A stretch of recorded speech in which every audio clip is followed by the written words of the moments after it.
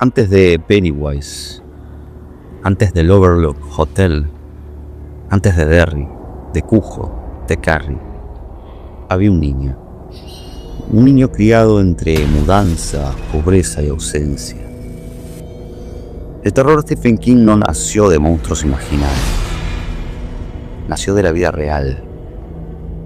Este es el episodio 2 de nuestra serie dedicada al universo de Stephen King. Y hoy, antes de hablar de los mundos conectados, tenemos que hablar del hombre.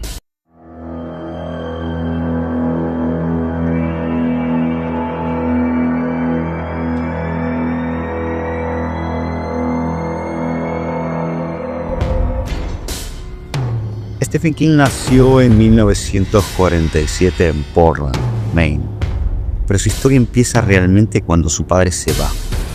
Tenía solo 2 años y nunca volvió. Su madre crió sola a Stephen y a su hermano, encadenando trabajos mal pagados, mudanzas constantes y una sensación permanente de fragilidad. No había seguridad, no había estabilidad, y eso deja marca.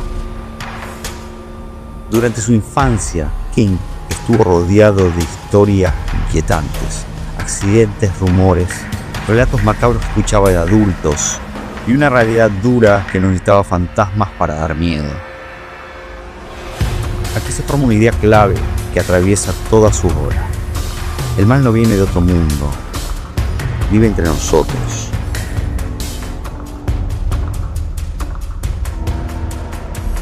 Para Stephen King, escribir no fue un hobby, fue una tabla de salvación.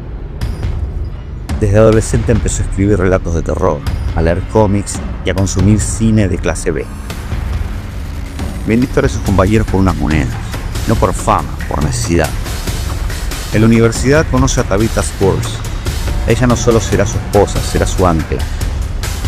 Se casan, tienen hijos, sobreviven como pueden. King trabaja como profesor, escribe de noche. Rechazo tras rechazo, manuscritos devueltos, hasta que aparece una historia que cambiaría todo. Carrie, su primera novela, estuvo a punto de no existir. Stephen King la consideró un fracaso y la tiró a la basura. Fue Tabitha quien la rescató, quien le dijo, termínala. Y en 1974, Carrie se publica. Y de repente el mundo conoce a Stephen King. El terror ya no era solo castillos y monstruos. Era adolescencia, bullying, violencia cotidiana. Era real. El éxito fue inmediato y devastador. King escribe sin parar. El Resplandor, Christine, It, Cementerio de Animales, Misery. Pero mientras su carrera crece, su vida se desmorona. Alcohol, drogas, autodestrucción. Él mismo ha confesado no recordar haber escrito novelas enteras. El terror ya no era solo un género, era un espejo. Y muchas de sus obras de esa época hablan de pérdida de control, locura, monstruos interiores. No era ficción, era una confesión. En 1999, Stephen King es atropellado por una camioneta mientras caminaba por una carretera de Maine. Estuvo al borde de la muerte, pensó que nunca volvería a escribir. Este evento marca un antes y un después. A partir de aquí la muerte deja de ser un concepto literario, es algo que lo tocó, y eso cambia su forma de narrar. Contra todo pronóstico, Stephen King regresa, más consciente, más reflexivo.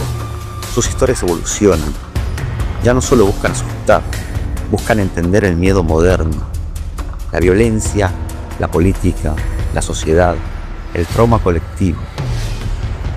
Hoy Stephen King ya no es solo un autor de terror, es un cronista del miedo humano, y su obra es un universo entero. Antes del multiverso estaba el hombre, y para entender el universo de Stephen King, primero había que conocer su historia. En el próximo episodio empezamos a explorar las conexiones ocultas entre sus mundos. Y hasta aquí el segundo episodio de los multiversos de Stephen King. Si este es el primer video que ves, te dejo un enlace del primer episodio en la descripción. Y ahora sí, me despido. Chao.